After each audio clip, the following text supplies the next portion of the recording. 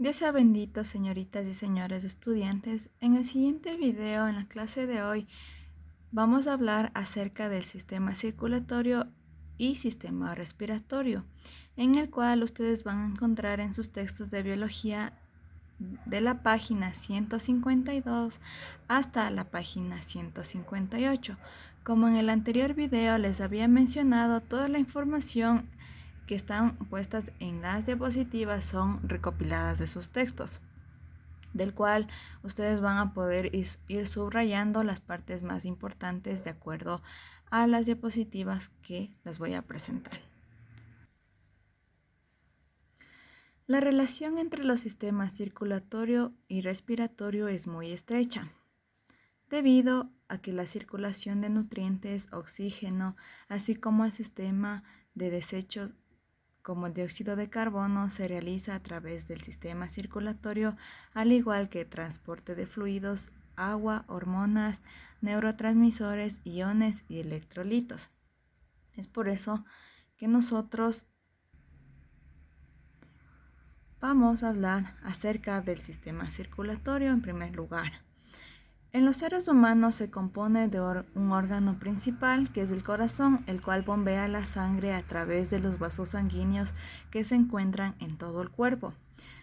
También los troncos arteriales, venas principales que ayudan en el transporte de la sangre, las células como eritrocitos, glóbulos blancos, plaquetas que componen el flujo sanguíneo y los fluidos como el plasma.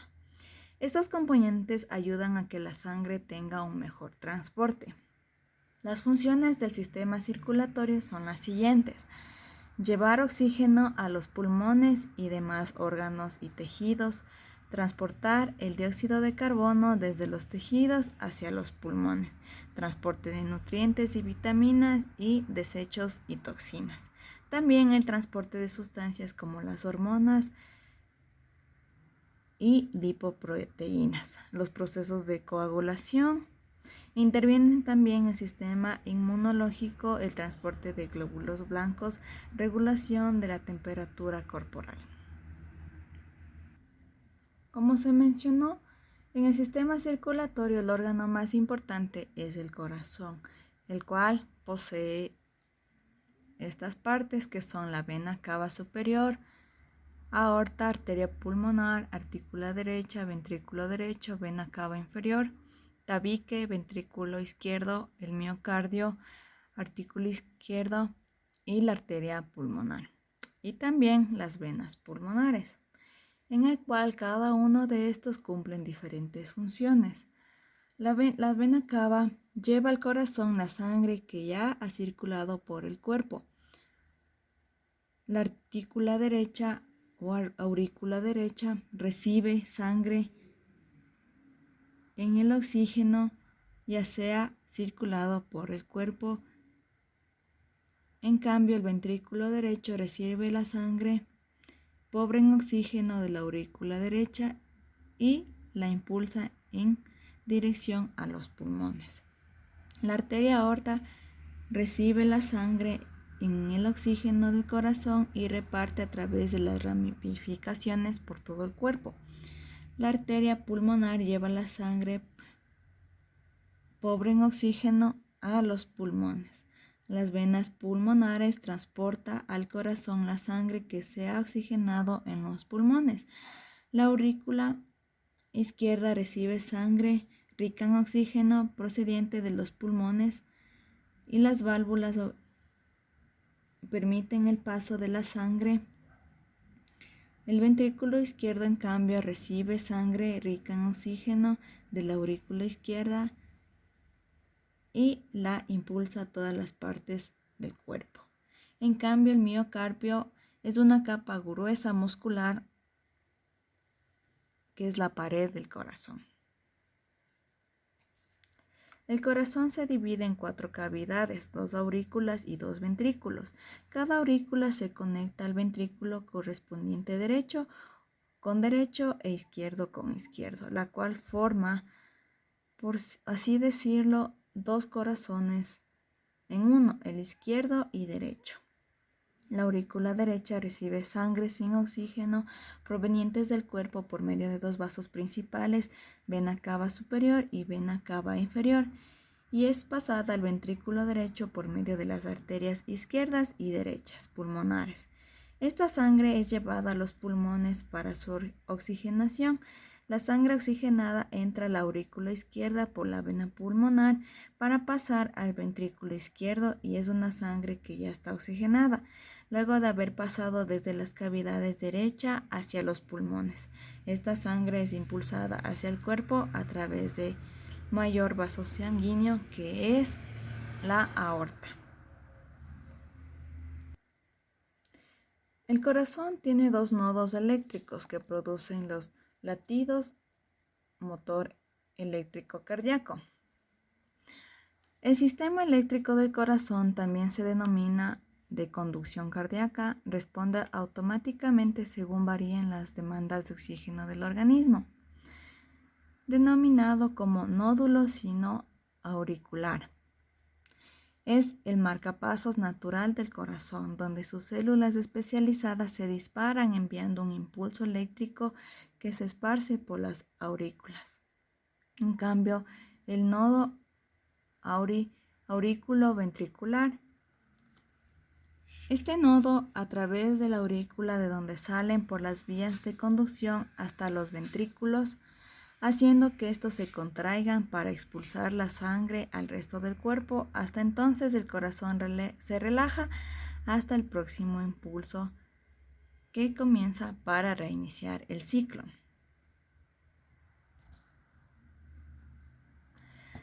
Como nota, los pulsos se miden en la muñeca, en los tobillos o en el cuello, en los dedos índices. El adulto joven debe tener un promedio de 80 latidos por minuto y los niños suelen tener más alto y los ancianos más bajos. Aquí nosotros podemos ver todas las partes de nuestro cuerpo en las cuales nosotros podemos tomar el pulso. Las pulsaciones son muy importantes debido a que nos menciona y nos indica cómo están los latidos de nuestro corazón. Si es que los latidos comienzan a tener latidos muy fuertes o muy rápidos, esto puede generar lo que son los infartos. Es por eso que recién nacidos de 0 a 1 mes de edad, lo adecuado son 70 latidos por minuto, de 5 a 6 años 75 latidos por minuto, niños de 10 años o personas adultas de 60 latidos a 100 latidos por minuto y atletas bien entrenados de 40 a 60 latidos por minuto. El flujo sanguíneo es el sistema circulatorio, necesita un vehículo de transporte para cumplir sus funciones. Este medio de transporte de oxígeno y dióxido de carbono, nutrientes, sales y compuestos y células especializadas como los eritrocitos y glóbulos blancos y también los glóbulos rojos. Los glóbulos rojos son vehículos de transporte. La sangre está compuesta por proteínas de hemoglobina. Su color en vertebrados es rojo debido a un átomo de hierro. El hierro es el mineral de atrapar o fijar oxígeno circulante proveniente de la inhalación de este gas en cada respiración. La mayoría de anemias son producto no solo de la disminución de glóbulos rojos en la sangre, sino también la falta de hierro en la sangre. En cambio, los eritrocitos cumplen los estándares de la teoría celular, captan la mayor cantidad de oxígeno, se originan en la médula ósea como las plaquetas y los leucocitos, también conocidos como glóbulos blancos. Los glóbulos rojos tienen un promedio de vida de 4 meses y la médula ósea está constantemente produciendo nuevos eritrocitos y leucocitos. Los leucocitos, en cambio, o llamados también glóbulos blancos, son parte del sistema inmunitario del cuerpo. También se generan en la médula ósea y estos ayudan a combatir infecciones y otras enfermedades. Aquí nosotros podemos visualizar los tipos de glóbulos blancos o células inmunológicas que cumplen funciones en el organismo y están relacionados con la defensa ante agentes infecciosos, inflamatorios o virus o tumores.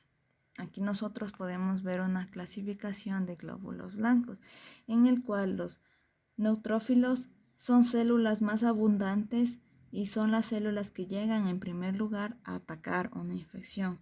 En cambio, los eosinófilos son macrófagos encargados de destruir parásitos. Los basófilos encargados de liberar histaminas que ayudan como agentes ante agentes infecciosos. Los monocitos se activan por las toxinas liberadas por agentes patógenos.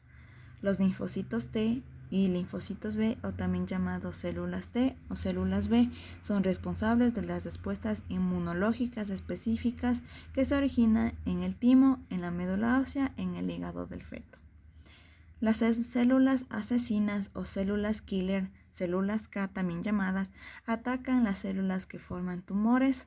Y por último, los macrófagos son células especializadas en destruir partículas extrañas dentro del organismo.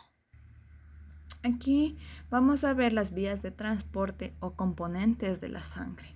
Las arterias, arteriolas, venas y capilares son los caminos por donde transita todos los componentes de la sangre. Hay que tener en cuenta el volumen de la sangre más fuerte que sale del corazón y con mayor fuerza se realiza en la arteria mayor, que es la aorta. Las otras arterias también reciben la sangre oxigenada para llevar a todas las demás partes del cuerpo. Las arterias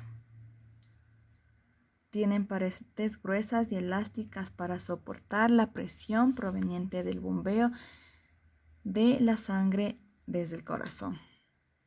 En cambio, las venas regresan la sangre con dióxido de carbono hacia los pulmones para la oxigenación. Los capilares son quienes se encargan del intercambio propiamente dicho de gases, nutrientes y desechos.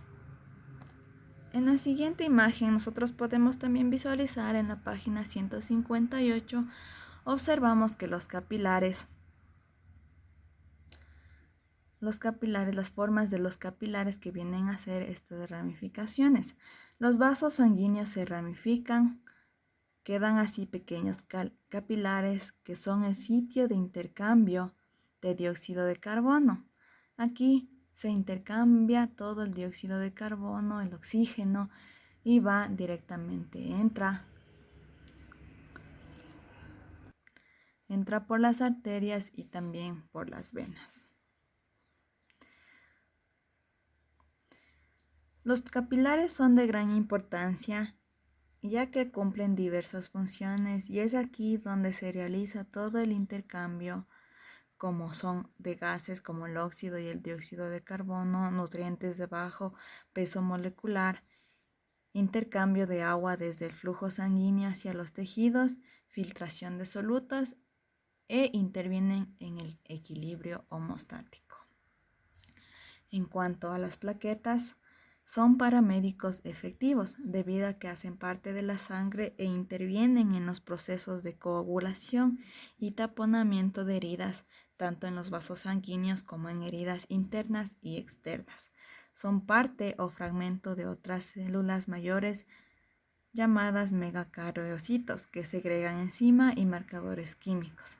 Se utilizan al momento de arreglar una herida como un corte o un daño en el tejido. Como podemos observar en la siguiente imagen, aquí podemos ver un vaso sanguíneo normal. Aquí está un vaso sanguíneo ya herido.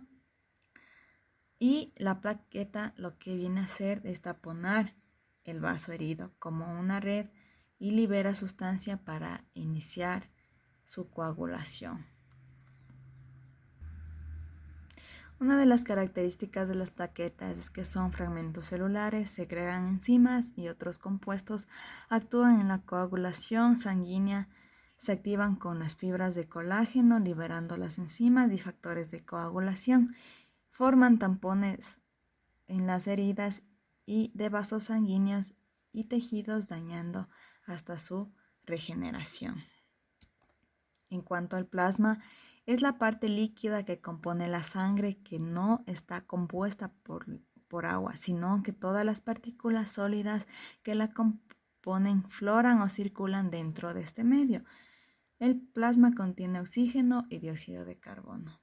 Aquí podemos observar cómo está compuesto el plasma de diferentes componentes.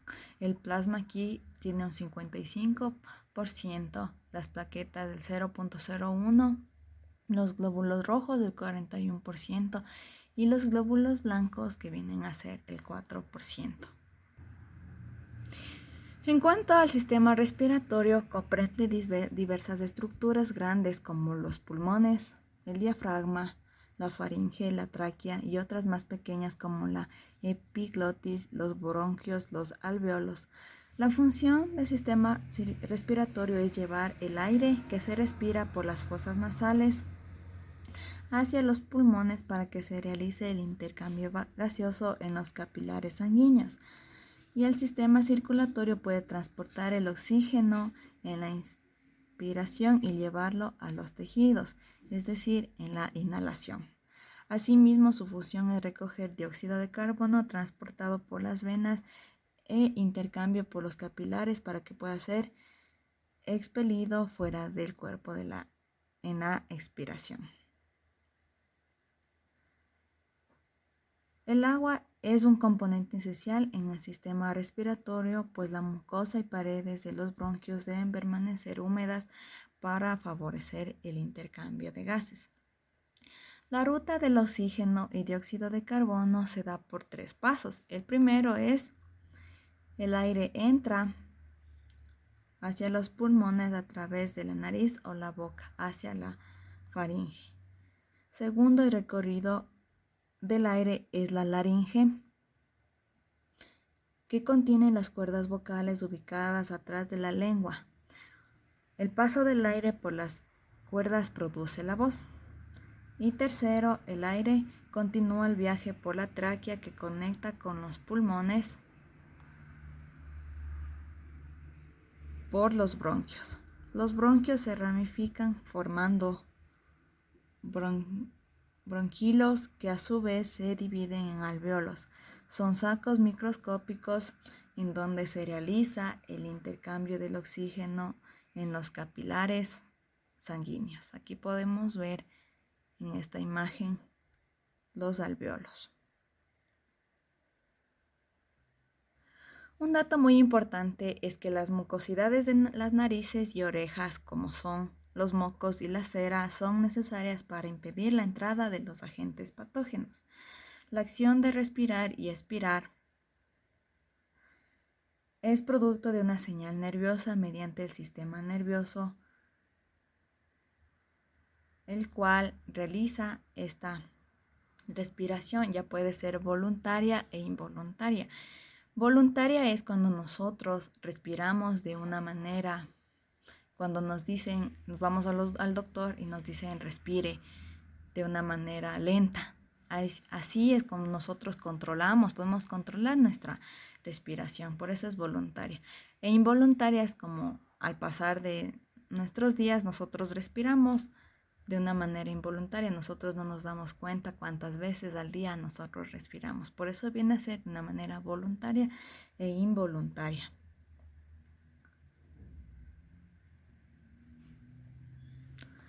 Aquí vamos a ver las enfermedades que afectan a los sistemas circulatorios y respiratorios, como son los infartos cardíacos y cerebrales. Según el doctor Luis Jadrack, el paro cardíaco supone el paro brusco de las actividades mecánicas del corazón, con la consiguiente interrupción de la circulación sanguínea. Al interrumpir la circulación del torrente sanguíneo por todo el cuerpo, se interrumpe de manera inmediata el transporte de oxígeno a todo el cuerpo. Los factores de riesgo sobrepasan el límite de valores o rangos normales, como son el sobrepeso, el alcohol, el sedentarismo, que es la falta de ejercicio, el tabaquismo o estrés. Estos factores pueden modificarse tomando medidas preventivas en los hábitos y calidad de vida, practicando lo que son deportes y tener una comida balanceada.